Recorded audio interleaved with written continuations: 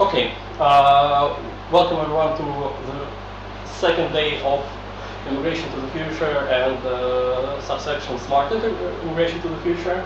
And it is my pleasure to introduce you to Liana, Dr. Savintseva, who just recently depended in the Quarteera Institute of Technology in the field of computational chemistry, electrochemistry, catalysis, and she's originally from Nizhny Novgorod, and yes, also with very broad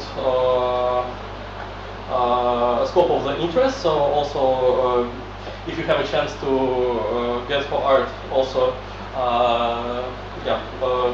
it's impressive. And with no further ado, I invite you to give the talk, and thank you for coming from so far away. Good morning. I'm going to give a talk on computational electrosynthesis and its place in the landscape of the modern chemistry, and I'm going to explain how do we understand, predict, and design electrochemical reactions. Firstly,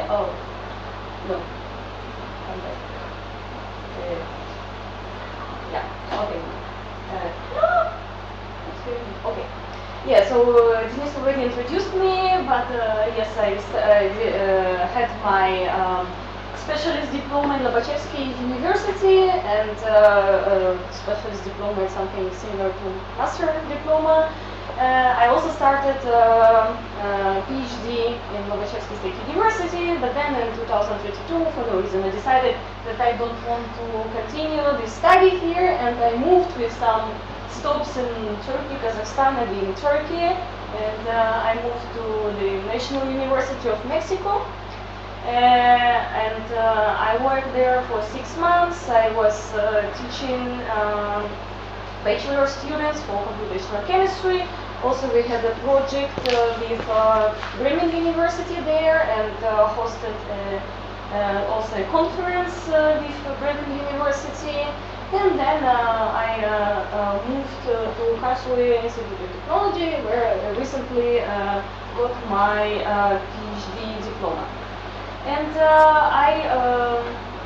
I prepared the presentation the way that more chemists kind of can understand this. I hope it's not too detailed or also not too sophisticated. I hope it's going to be enjoyable. And so first of all, what I say about the place of computational electrochemistry in the roadmap of the entire modern chemistry, because it might be something that not everybody knows, that science nowadays is very, very specialized. So we investigate something very, very, that has so long address, let's say, and why it's so. For example, if we divide chemistry by the object of investigation, then we're gonna have this type of chemistries like organic, inorganic materials, biochemistry, electrochemistry, polymer chemistry, colloidal and interfacial chemistry, supramolecular chemistry. Even here, if you're enough philosophy inside, you would argue, oh no, but biochemistry, it's already organic chemistry, oh wait, colloidal and interfacial and polymer, it cannot be together, and supramolecular chemistry, oh, it's also biochemistry and also organic chemistry. Even here, it's already like some things that you can argue about. Then you can also answer the question, why do we do our investigation? And there are different purposes of investigation, and it can be that the reason that we want to synthesize something, or we want to analyze something, like for example this, you need to check the quality of water, of air, of soil, and then that's another type of chemistry. Or physical chemistry, then you want to measure some physical properties of some materials or substances. And the last, I would also divide method of investigation, and here I would point out 3 main, in my opinion, methods of investigation. The first one is experimental. It's already can be divided in like 100 different types of experimental chemistry. Then there's also theoretical chemistry and computation. It's important to say that theoretical chemistry and computational, like by definition, it's not the same, even though many people confuse it. I do it all time long, and I think everyone does. But actually, theoretical chemistry, it's tend to work with fundamental concepts, and you create new theories and models, while computational chemistry, then we perform computational experiment. And now if I take about my field of research, where it's going to be, of course, if I say electrochemistry, then it's pretty obvious it's going to be electrochemistry. But then it's also, for me, it's also organic chemistry, because I'm working with organic substances. It's also material science, because we also work with different materials of the catalyst and electrodes. And it's also, it's sometimes not working. It's a colloidal and interfacial chemistry. I will explain a little later why. Then we also discuss the purpose of investigation. So it's synthetic chemistry, because we investigate what we investigate because we want to synthesize some new things that are needed somewhere in the pharmaceutical industry or in fuel industry. And then my approach is computational chemistry. And then I start with the introduction of the general outline of how I'm going to go through my talk. And first of all, I will give a short introduction to chemical reaction, just in case, so you better understand what I'm talking about. Then I will talk about electrochemical reactions. And the last, I'm going to talk about electrocatalysis, because electrocatalysis is the whole entire world, which is actually very different just from normal electrochemical reactions. And as I told that I'm going to start from the concept of chemical reaction. And so if we have two different substances, for example, this one is green, one is orange, and we are mixing them. For example, we put them in water. Would they react or not? And if they react, so what happens? What scenarios could we have if we mix two substances? One scenario, nothing happens. It just stays as it was, and nothing ever happens. The other one is that, for example, we would have some exchange reactions, so these two substances would exchange some parts of each other, and we would have two new products. Or, for example, they can stick together and give one new substance. Of course, there could be some other things, but I think generally it's like three cases. Nothing happens, or you exchange, or you get one new product.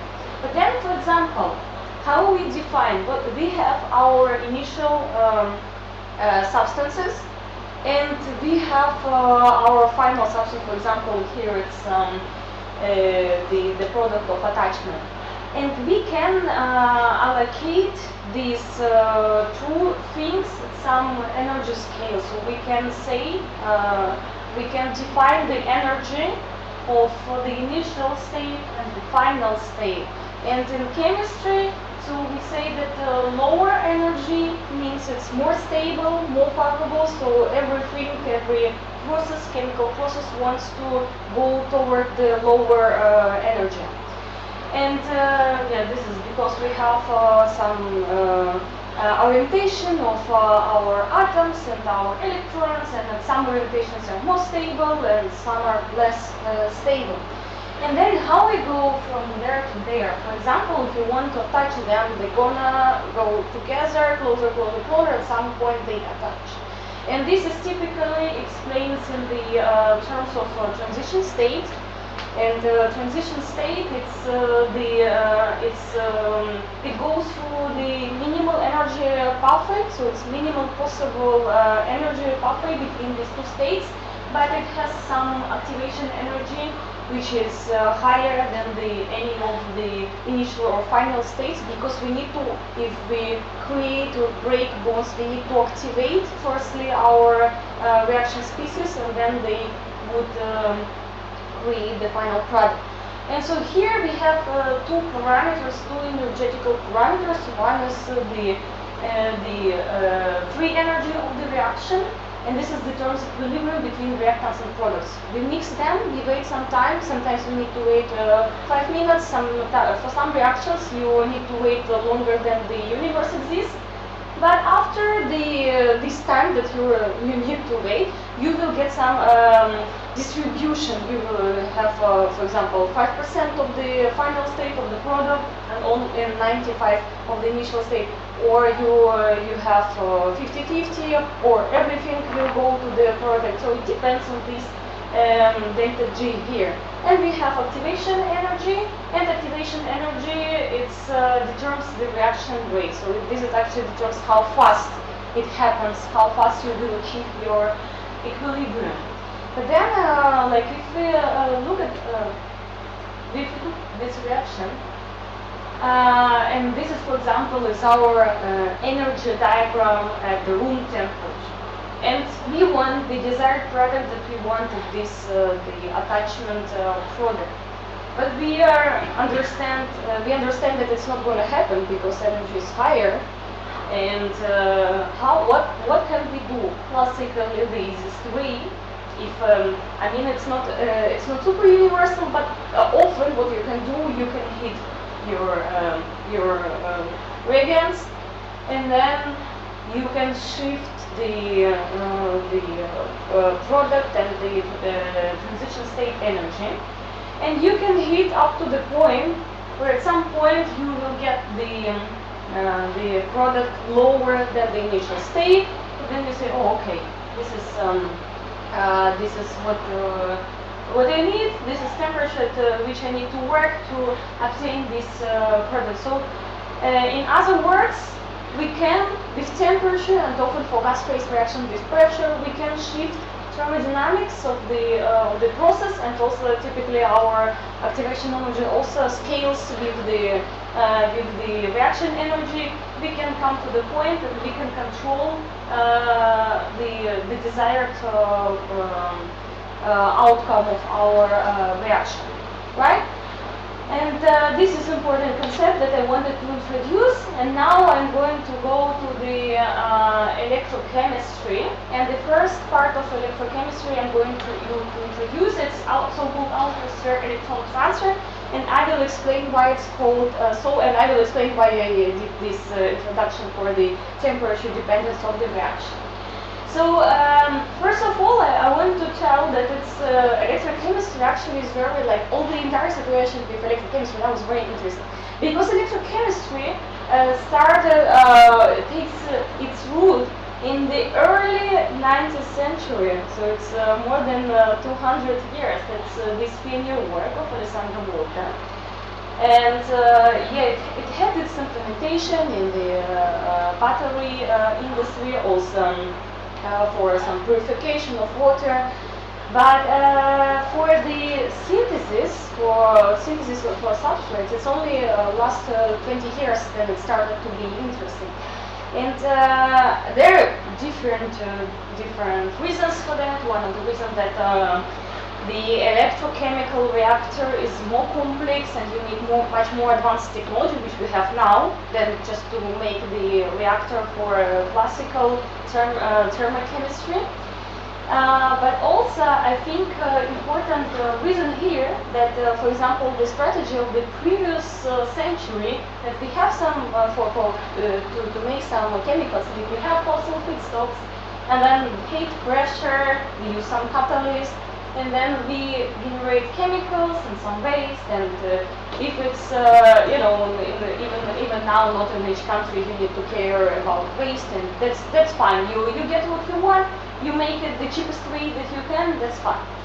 But recently, with all the global warming and climate change and everything, we need to develop new strategy for making chemicals, and this is, let's say, the desired strategy of 21st century. It's not something that we already achieved, but we are going toward it.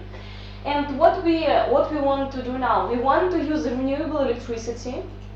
We want to use we want to synthesize our chemical from water, from CO2, because we need to make with something with all this CO2 that we emitted over the past 100 years.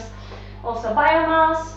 And then we want to use sustainable catalyst, so something not toxic, and then we want to have chemicals and ideally no waste, or waste which is not harmful, like water or hydrogen, or yeah, like this. And how it works and why I am saying that electrochemistry is very, very complicated, that it took so long us humanity to use it for synthesizing things. And so it can be like the electrochemical interface can be explained as follows. So if we have, for example, some glass with water, we put some salt in it, and then we know that salt dissociates. For example, we take potassium chloride or sodium chloride, and then you will get anions and cations in the solution. And then we put two electrodes inside. One is going to be negatively charged, one is going to be positively charged. So we apply some voltage to create this charged surface. What we will observe that our negative charged species, they move toward the positively charged electrode, and negatively charged species go to the negative to positive, positive to negative. Yeah. And so this is our electrochemical, the simplest electrochemical cell that you can imagine. And these types of system, for example, if you can put something you want to oxidize or you want to reduce, you will get an electrochemical reaction happening at the electrode surface. But these systems are very, very complex, because you need to consider all the effect of interface process. You need to consider all the effect of salvation, so-called electrode double layer. You need to consider electrode potential. You need to consider all the electronic structure effects, and also you have this ions transfer, electrons transfer, and so on. And the electrode double layer, it's something which is going to be located in this region, that you have the electrode surface and you have your charged species that moved toward this surface. I will shortly explain some models that are currently used to describe the electrode double layer. So in the simplest way, you can, for example, just assume that you have absolutely equally distributed countercharge near the electrode surface. So for example, here your electrode is positively charged and your species are negatively charged, so it's going to be like chloride ions, for example, and so it's absolutely equal. And then here you have the electrode potential, electrostatic potential, which is constant in your electrode because you make it constant, and then it drops linearly in the in this layer. Then you also have another model that you see here. It's already not so well distributed, the countercharge, and also you have some other species. So you have positively charged species, because in reality, of course, it's not like you don't split all the ions into two parts. It's always going to be like a gradient. Of course, it's more near the positively charged electrode, it's going to be more negatively charged species, but still positively charged species also there. In this model, it's also, I think, called a diffuse layer. And here the electrostatic potential drops exponentially. And more complex model, it suggests to combine both these ideas. So firstly, you have this inner Helmholtz layer.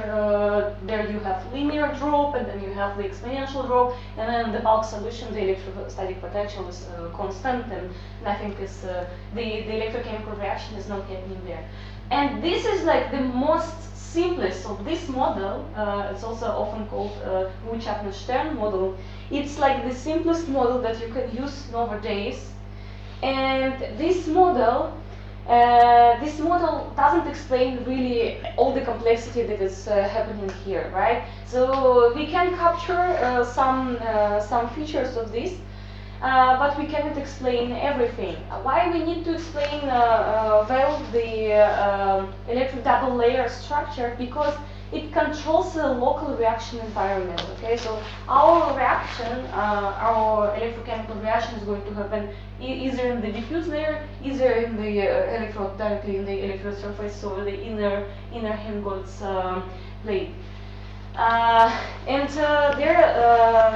It's not all the properties of the electrodouble layer that exist, and there are different models, but as I told, there is no single model that can explain all the complexity of processes happening in the electrodouble layer.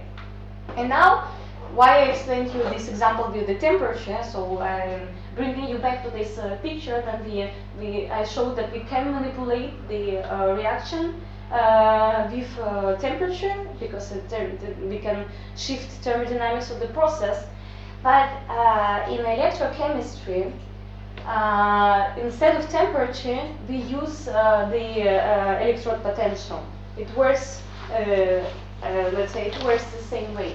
So what does it mean? For example, if now the initial and final state, it's the oxidation process, right? We take some species, and then we just take one electron from this species, and now it's, for example, positively charged. So it's now oxidation process. And we can go the same way down. We can push the reaction toward the final products if we increase the anodic potential. And this is how it works. So in our system, anodic or cathodic potential, we apply it, and we can shift the thermodynamics of the reaction. And consequently, the reaction barrier also can be shifted. And then there are several main processes, not main processes, but several types of processes that can happen electrochemically in synthetic electrochemistry. This is a slide from my PhD defense. I like it a lot, that's why I decided to use it. So the simplest case, probably, it's then you have, as I already mentioned, outer sphere electron transfer reaction. What does it mean? You have electrode, you have your product that you reactant that you want to oxidize, for example, or reduce. Here it's electrodouble layer, but it doesn't go there. It stays beyond, and the electron transfer happens from the distance. So it's like tunneling or something, or hope, or electron hope, and this happens like this. We don't, here we actually don't care what electrode we use. It can be some semiconductor or metal oxide electrode. We don't care, because our species and electrode, they don't interact.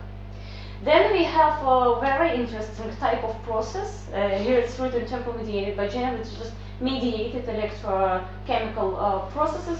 What here happens that we have some species that we can very easily oxidize at the electrode surface. And this species can be oxidized and interact with the desired substrate. And we kind of have two circles. One is just a circle chemical reaction happening there, and the other one the reaction at electrode. This mediator, for example, if it's organic mediator, then it's again most probably is not absorbed on the surface, and it's again outer sphere electron transfer. The last type of reactions, as I told, is very complex, and they have all the different zoo of methods that is used. It's electrocatalytic processes. And in electrocatalytic processes, your species absorbs on the electrode surface, and then you absorb. So you see, it's, for example, carbon dioxide. It has to firstly absorb on the surface, and then you have processes that are happening there. So it happens really in the electrodouble layer. And I'm going to also introduce you to a technique that is typically used for analyzing electrochemical reactions, and it's called cyclic voltammetry. And I found this nice picture here. So in cyclic voltammetry, you change the potential that what you control in your electrochemical reaction. You control the potential that you apply to electrode. You change the potential with some certain rate, and it's called scan rate. For example, you decide that, oh, I want to scan from this to this potential, and I go with time, I go step by step, I change it, and I measure the outcome, and outcome is current density. So you see here, you have potential, you measure current density. The typical shape of cyclic voltammogram is so-called duck shape. And it looks like duck, and that's why it's official name. You can see it in papers. It's called duck shape. Why it's called duck shape? Because it looks like that. But why it looks like this? Because, for example, then you have electron transfer process. For example, you start from here, you scan toward here, go up. Your reaction, for example, you know that your reaction needs to happen here. It has to happen at 0. At some point, your reaction starts a little earlier. So it doesn't start only then your the initial and final state are absolutely at the same level. It starts a little earlier. For example, if it initially was there, then it goes lower, lower, lower. Here it starts, and it goes faster, faster, faster. Right? You have the growth of the current, but then at some point you have the saddle point and it goes down. Why it goes down? Because of diffusion. Because you have electrode surface, right? Your species have to diffuse to the electrode surface. At some point, the reaction becomes so fast that you consume everything that was there, and that's why. So if you plot the reaction rate, it would still go up, but just because of the diffusion limitation, it goes down slowly, slowly, slowly. And then at some point, you reverse the direction of the scanning. You go back. And now, if, for example, here it was, I think it was the, yes, it's the reduction, this line, and this is this is oxidation, the reversed process, and here is absolutely the same. You go faster, faster, faster, then at some point you achieve the diffusion limit, and you come to the final point. And how, like you can note that it's written like something this here. What is this? It is our reference electrode. Because we cannot, I mean, we can just use the setup with 2 electrodes, but the most commonly used setup is 3 electrode setup.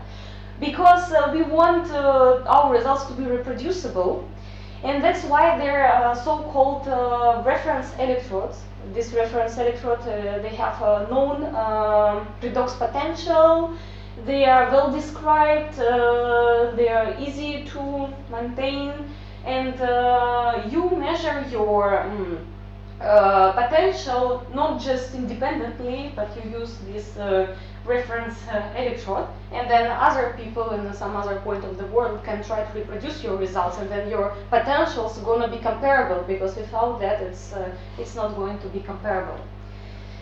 And this is actually why you have here potential at 0, because what you measure and your reference electrode, it's the same species. That's why it's at 0. If it was a different, for example, if you use the francinium reference electrode and other species to measure, you would have shift from 0. And these cyclic voltammograms, so you can perform them, you can take some information for them. What you need to, your initial things that you use, it's as I told, scan rate. Bigger the scan rate, bigger is your current.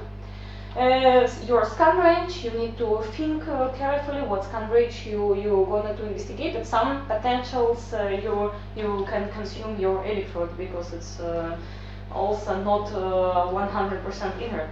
You need to choose what reference electrode. Also, like for example, for water solution you need to use one, for a protic solution some other electrodes. Also your electrolytes, or what salt you put, or it's called supporting electrolytes. And also you choose your work electrode and counter electrode, right? So for example, in this case you see that the reference electrode is attached to anode, so anode is our work electrode. What is happening on cathode? Generally, for example, in lab, people are not really interested. In industry, they are of course interested what's happening everywhere, because you want to optimize your process. And these cyclic voltammograms, they can look very different ways. So, for example, the first line, the blue line, it means there is no any processes happening, which is, I don't believe that it can be. You would at least observe the potential of zero charge, but it was, I think, just illustration that it can be like no process happening. This is again the duck shape, the single electron transfer. It's reversible process. The green line, it's two reversible electron transfer. Reversible means that you can go forward, you go backward. And the last one, that's probably, this is the first electron transfer, this is the second, probably some chemical reaction in between, and also it seems like something happening here is not reversible, you see? There is no peaks on the back scan. So from this, from one side you can get a lot of information from the cyclic vitamograms. From the other, it's so much that can happen inside that you can try to interpret, but it's not very obvious. It's not very easy. That's why we are computational chemists are needed. So now we are going to talk about the outer sphere electron transfer processes. And for this, again, outer sphere just means that we don't absorb the electron surface. And to treat this type of processes, it's very famous model which is called Marcus-Hasch-Chizzi formalism, which is based on the Marcus electron transfer theory. So this is Marcus, and he received Nobel Prize in 1992. And unfortunately, he died 3 weeks ago. He was 102 years old. And he was working till the very last moment. He was professor in Singapore. It's yeah, very impressive man. And his theory, initially it was actually even not for electron transfer, it was for proton exchange reaction, and with time it evolved to electron transfer. So how we understand this? This, for example, this D, this is our molecule that is put in water. This species here, it's water, like dipole, you know, that you have a positively and negatively charged parts. If our molecule is neutral, then the solution shell is going to be like rearranged and just somehow checked. But then once our electron comes to electrode, which is somewhere like close enough to have this reaction, but not that close to have any physical effect on this salvation shell on the molecule. And after this, we observe so-called reorganization, which can be divided into two parts. One part is inner sphere reorganization, because you see, maybe not seen very well, but I changed the shape of my molecule because it's now charged and it needs, you know, to change some bonds, because it want to be more stable, and the geometry of the molecule would adjust.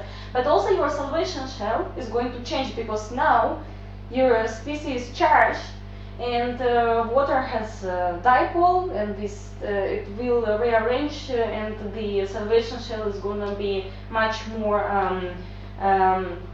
structurized. And these two reorganization energies, inner sphere and outer sphere, they define the kinetics of your reaction. I'm not going to show any equation, but it's just this. So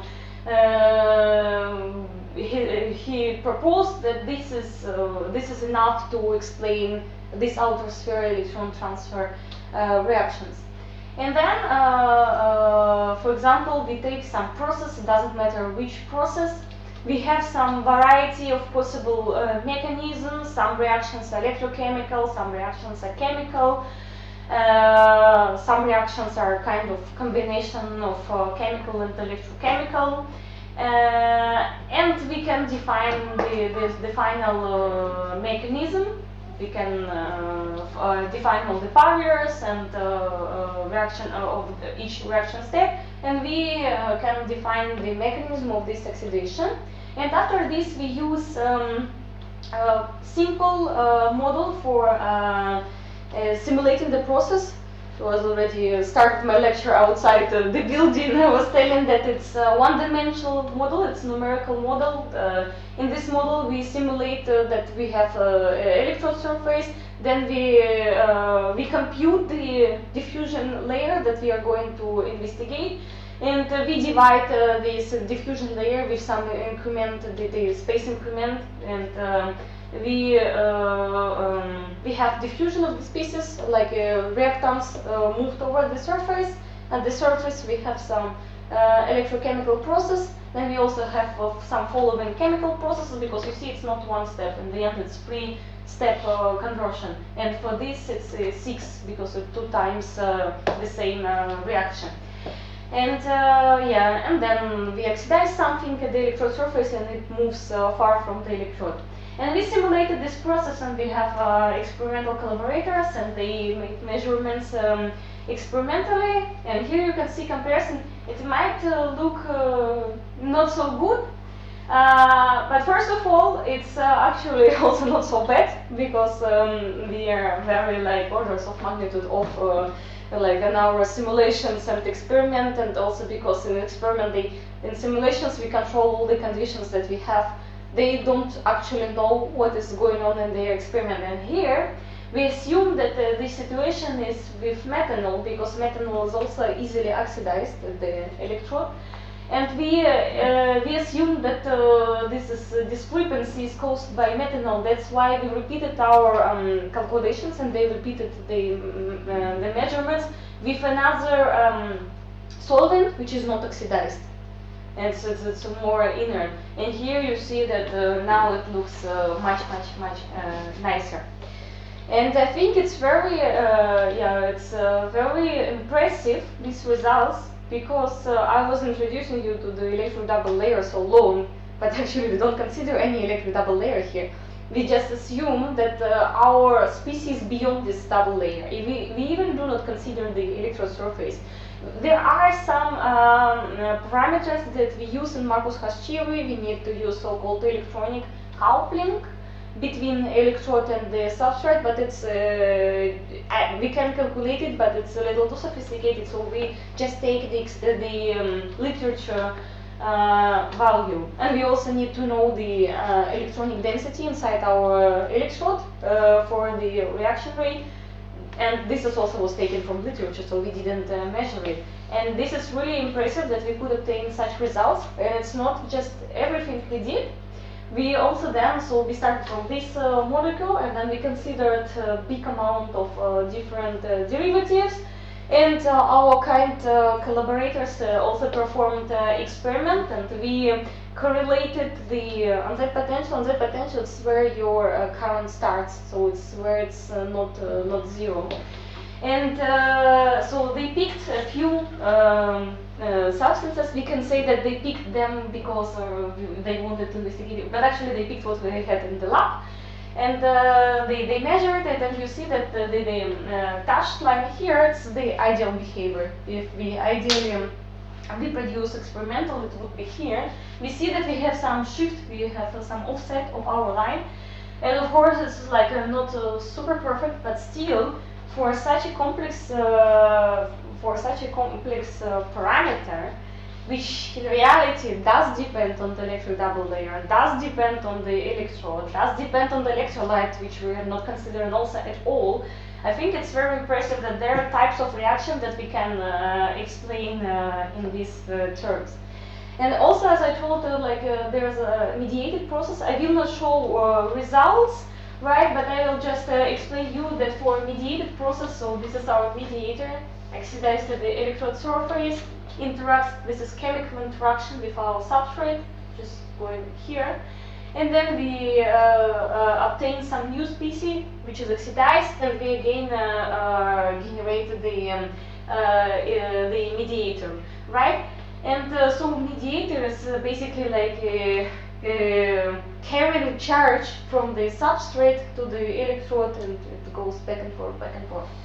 And electrochemically, like at the cyclic voltammeter, it would look like follows. For example, for some, as I showed already for substrate, for random substrate, the curve would look something like this. It has typically 1 or 2 peaks, but it's very far. You see, look here, how much potential you need to apply. But your mediator can be oxidized here. This is reversible duck shape curve for mediator. Then once you mix them, your mediator is faster, it's oxidized but it also regenerates, and it makes much more oxidation events at the same potential, and that's why you have your catalytic current, which is typically much bigger than for mediator alone. And we also performed, we picked different substrates. We used this Gaia tempo as a mediator, and we simulated these types of reaction, not that much more complicated than the reactions I showed before, but I'm not going to show results. And now, so as I told that, we are quite good, but what can be improved in this approach? And first of all, I told that electro double layer, we are not considering it. We can consider it, right? I mean, in theory. We also don't consider electrolytes, supporting electrolyte, and in theory it can also affect, can shift our potential, can change diffusion or something. Also this electronic coupling, I told that we just take a number from literature, but you actually can calculate it, because this electronic coupling, it basically shows that your electrode has some orbitals and your substrate has some orbitals, and these orbitals, they overlap some way, and this overlap, it defines how efficient the electron transfer process going to be, right? And we can calculate it. We also can use some extensions of model like asymmetric Markov hash formalism. This what does it mean? That as I showed you this energy diagram, it looks pretty symmetric, right? Your transition state, it is right in between the initial and final state, which is actually often not true, especially in electrochemical reactions. So your transition state can be closer to initial state or can be closer to the final state. It would also change some properties that you are calculating, and then so on, so on, so on. But what is important here, it's always important for us computational chemists to remember what kind of results we want to obtain and at what cost. Because of course you can pick a very known system like Fertzen, as I showed in the beginning, and you can have you can spend your entire life trying to simulate with all perfect ways this Fertzen. But then what do you obtain? Sometimes all your sophisticated models, in the best case, can reproduce what your simple models give. It's best case. In the worst, they are not reproducing anything. And that's why it's always nice to remember for us about simple methods, to use simple methods, and always think of what is the purpose of our calculation. And talking about sophisticated methods, now we are moving to electrocatalysis, which is not that nice and not so well behaving as electrochemical reactions, outer sphere electrochemical reactions. And here again I'm showing this picture with the temperature dependence, and it might give you the feeling that temperature can always solve the problem. But for example, this guy here, ammonia, which is we would all, the society would die from starvation long ago if we wouldn't find a way how to synthesize efficiently ammonia. And thermochemically, you need to go above 3000 kelvins to do it. And at this temperature, you already shift the thermodynamics to the wrong direction, because it's a gas phase reaction, and it's just not working. And the water used here, it's actually a very known and process that you all, I'm pretty sure, know, Haber-Bosch process. It was 2 Nobel Prizes, one for Fritz Haber, and the other one for Carl Bosch. For what they did, they introduced catalyst to this reaction. They used, if I properly remember, it was iron catalyst and also high pressure. And at these conditions, they can make ammonia at 500 K, not 3000, but 500, which is much, much, much, much better. So catalyst is it's something that in modern chemical manufacturing is used almost everywhere. Almost all the chemicals that we are using It's the chemicals that obtain with different catalysts. Only like I think pharmaceutical industry is not using it because they need to have all these fine-tuned processes. How catalysts work? So if we have our process, for example, we have a process which goes downhill, so it's thermodynamically favorable, but our barrier is so high that we would need to wait maybe 1 million years to reaction to come here. And what we can do, we can introduce a catalyst, and it can be some metal or metal oxide or some semiconductor and so on, so on. But basically, we introduce to the reaction pathway the intermediate that has we need to bind our reactants to the surface, and then they here at the surface they're gonna react. And these barriers are going to be much smaller than gas phase barriers, for example, the direct interaction. And here, I mean, like in the experiment, it's you know, you have your catalyst. It's also like it can be some porous material or something, and you perform your experiment, and you're like, okay, well, it's working, and you are satisfied. But computationally, we have several problems for simulating this type of processes. So first of all, we need to think again what is our model, because you know, there's so much happening simultaneously, and you just cannot, I think one person or even one group can never do the entire thing. And because first of all, you have this absorption of your species, you have diffusion, you have some recombination. Also, what nowadays is also discussed a lot, that your catalyst is actually not so inert. It also during the process it's changing. It changes its structure, and so you need to really think carefully what exactly you are simulating and what exact outcome you want to obtain from this. And then also if we talk about some metals, it would have very different terminations. If you remember like what means Miller indices, and you can have different surfaces, and they would have different density of atoms on the surface and different properties. You always need to think how different surfaces would influence your measurements with, for example, the same reaction pathway at two different surfaces. Imagine this difference, and this is actually electron volts, so it's a lot difference just on two different surfaces. So this is, you can investigate one surface and then you say, oh, this catalyst is not working. But actually, if you take different termination, that would turn out that it is an amazing catalyst. Then you also need to think what kind of method you use, right? Because in the surface chemistry, or the computational chemistry methods, you need to think twice or even 3 times before choosing some certain method, because different methods can give so much difference in absorption energies and in the barriers, that maybe you took this method and then you say, oh, it's not working. Then some other person took this method and it's absolutely perfect. It's amazing here. Yes, and there is also some approaches that are helping us. This is, for example,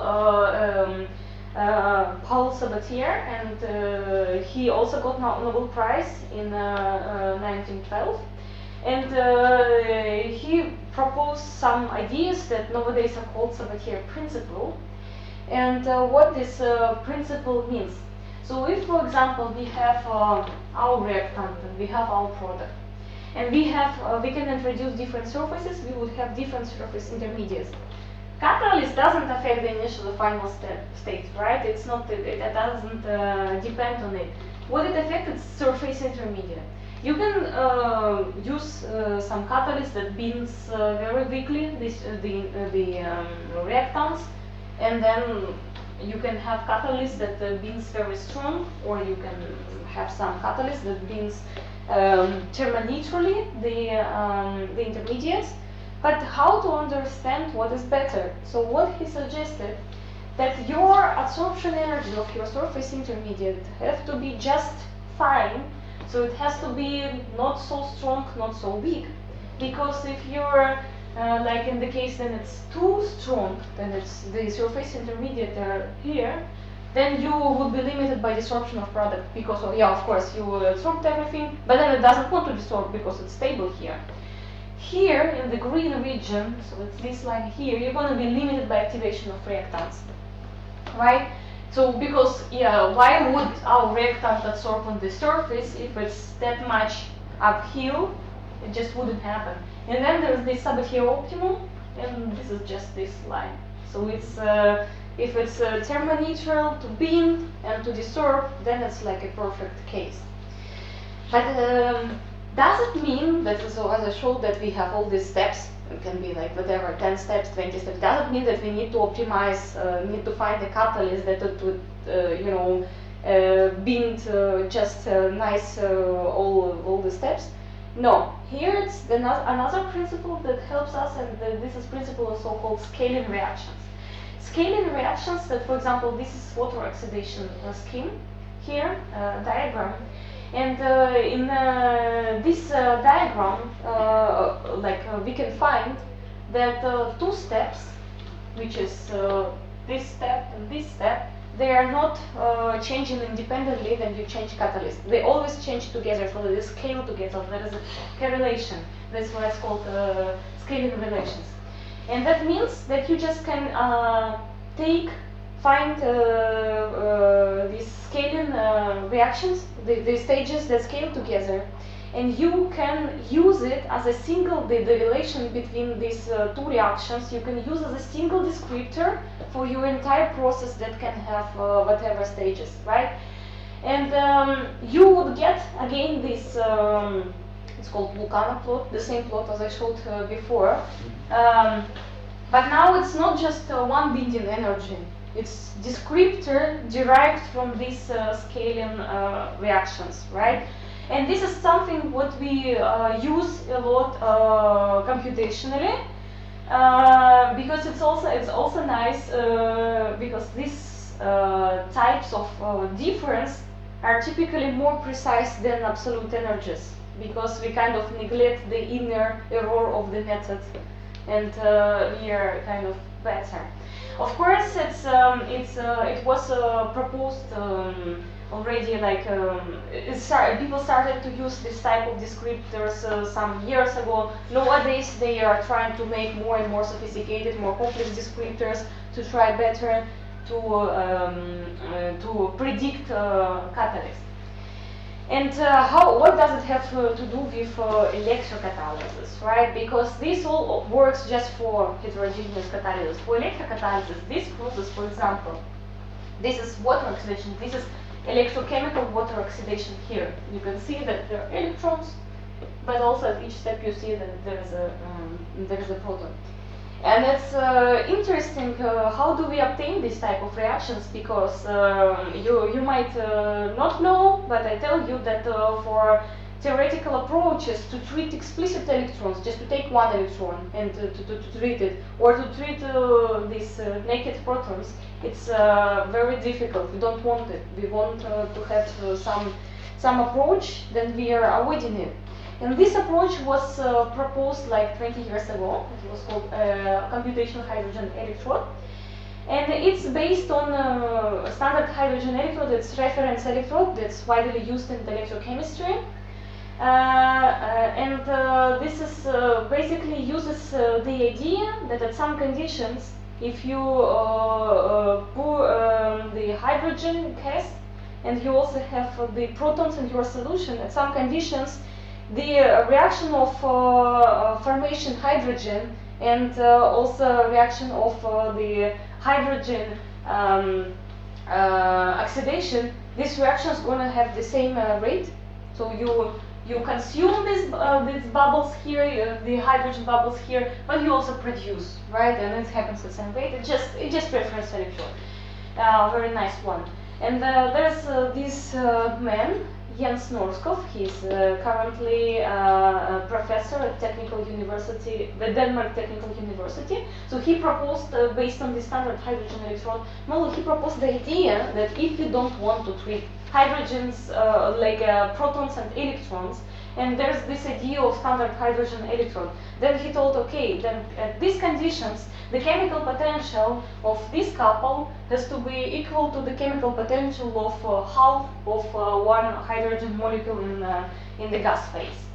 And this actually turned out to be very nice idea, because you don't need to calculate any sophisticated things. You just calculate your hydrogen, gas phase hydrogen, and you can calculate. Oh my God, it's not.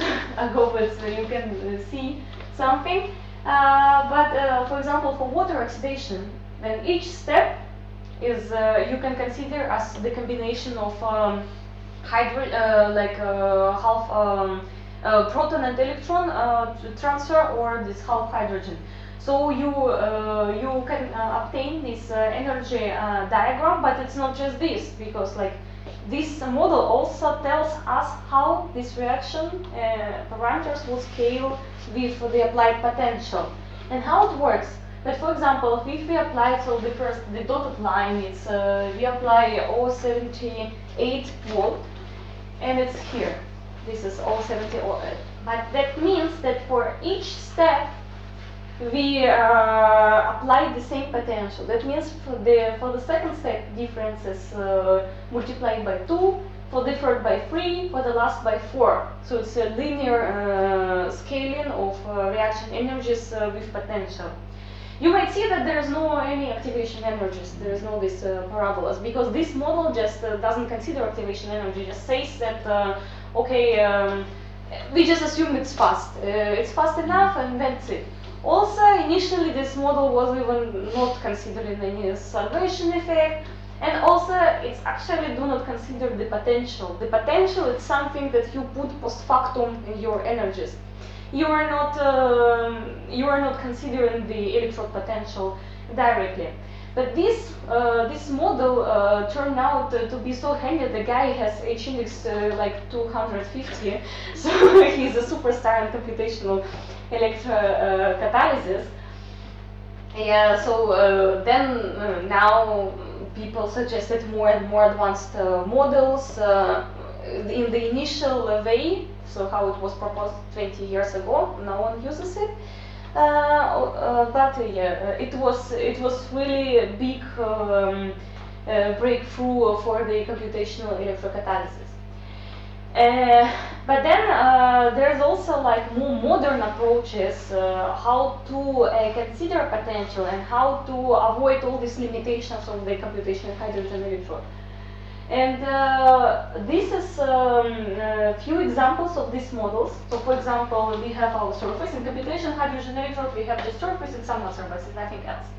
But now we can have like our surface, and we can put some ion here, like for example alkaline metal, potassium for example. If we can hope that it gives one electrode to the electron to the surface, because it gives easily its electron, and then we kind of we will have additional electron on the surface. It's going to be negatively charged, and this is positively charged. Kind of might look like a nice approach, but actually, first of all, in DFT methods, your alkaline metals would never give an entire electron. It's always going to be like a half of electron or sixth of electron, but it's never entire electron. Second, you have this sign here. It perturbates your electrostatic potential. It would have some effect that you actually don't want to have, because you're interested in other properties. You want to reproduce the electrode potential and not some dipole system.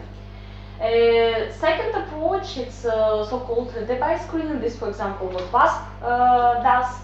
That we describe. There are some equations to describe the salvation media with electrolytes. Like that are they described like in continuum model, so there is no real electrolytes, but we are calculating it the way like they exist here. So we charge the electrode, and then our countercharge goes to this region here.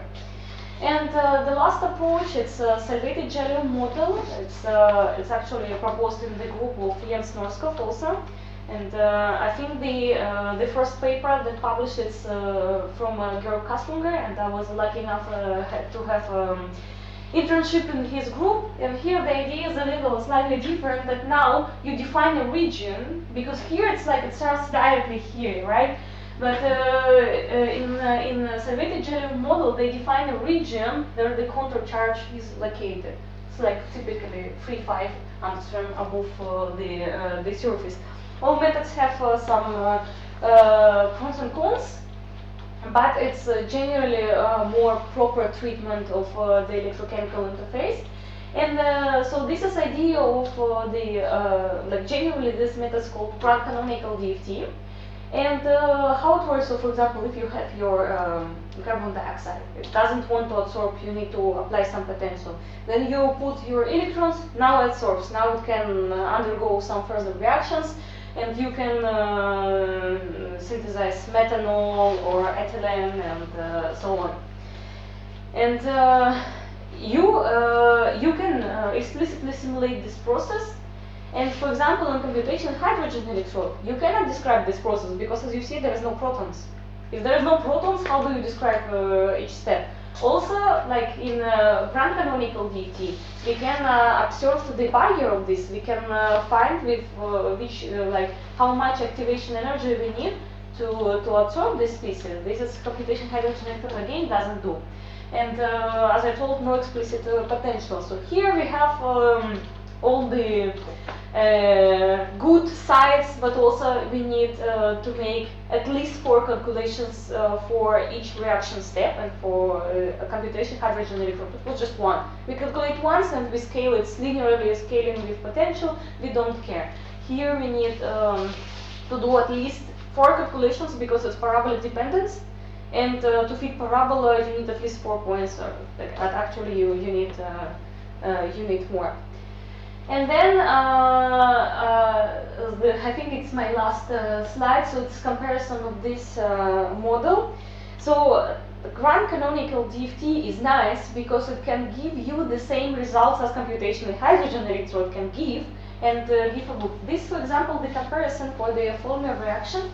Fulmer reaction is just when you have a proton in your solvent, for example, you have acidic conditions, and then you apply potential and you absorb this proton, and to absorb you need to give electron to this proton, and you have hydrogen absorbed on the surface.